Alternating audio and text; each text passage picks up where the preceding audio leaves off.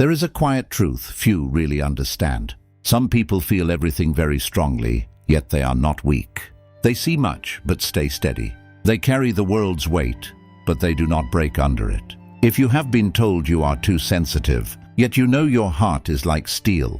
If you feel deeply but refuse to let feelings rule you, this is not a fault. It is a rare power, built through practice, focus, and inner control. Here are 4 signs you are a very sensitive person with a strong mind. The kind history remembers, not pities. Sign 1, you feel everything yet you refuse to let it lead you. We notice more than most ever will, a change in voice, the worry behind a smile, or the weight of a silent thought. While others walk around half awake, we stay alert. But here is the line between being strong and being fragile. We do not give our control to our moods. Sensitive people with weak hearts just react. Sensitive people with strong hearts respond. Inside us, feelings rise fast and loud, but they do not sit on the throne. We have learned that a feeling is just information, not an order. Anger shows a broken rule. Sadness shows love. Fear shows doubt. But none of these are the boss. They are just messengers. Most people hide from their feelings. Others drown in them. We do neither. We stay present. We handle the pain. Then we choose what to do. A famous thinker once said, "The mind becomes what it thinks about." This is why we stop before acting. This is why we test our first thought. This is why silence is a tool instead of a loud fight.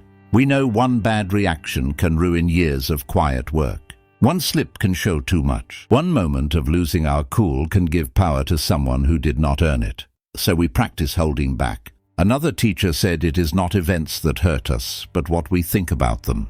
When someone insults us, we look at it before accepting it. When someone praises us, we check if it is true. When hurt, we ask if the pain is real or just an idea.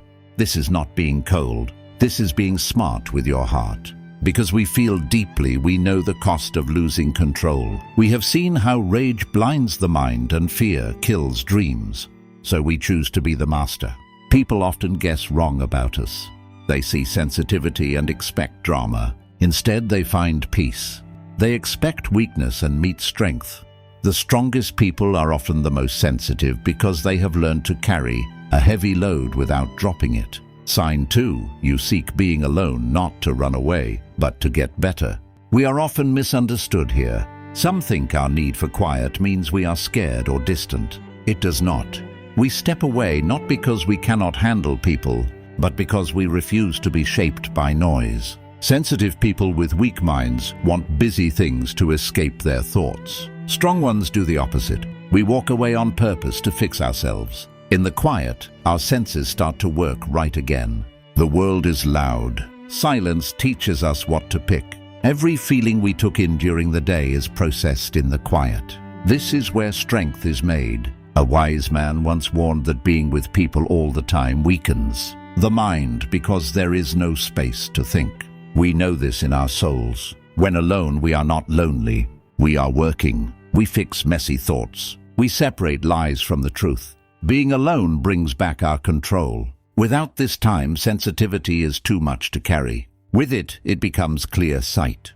Even leaders in the past wrote their thoughts in private to fix themselves. We do the same. Alone, we ask hard questions. Why did that bother me? What did I expect? Where did I give power away? This is being careful, not weak. Quiet time also protects us. Being around chaos all the time makes us dull. So we choose fewer meetings and more silence. Not because we think we are better, but because we respect ourselves. A person is not free if they cannot rule themselves. The quiet is where that rule is rebuilt. When we go back to others, we bring a calm they cannot explain. We are not tired. We are centered. People say, "You're quiet." They don't see the hard work under that quiet. We are not hiding. We are growing. Because of this, we are harder to trick or shake. A mind that can stand alone cannot be owned. Sign 3, you feel big emotions yet you stay grounded. This is the puzzle few get. We feel a lot, but we do not fall apart. Without inner strength, sensitivity is like drowning. But those with a strong mind learn that a feeling is a map, not a king. We see things others miss. A tiny change in mood or a hidden motive. A mean word might stay with us for hours. But instead of following these feelings, we study them. We don't hide our feelings.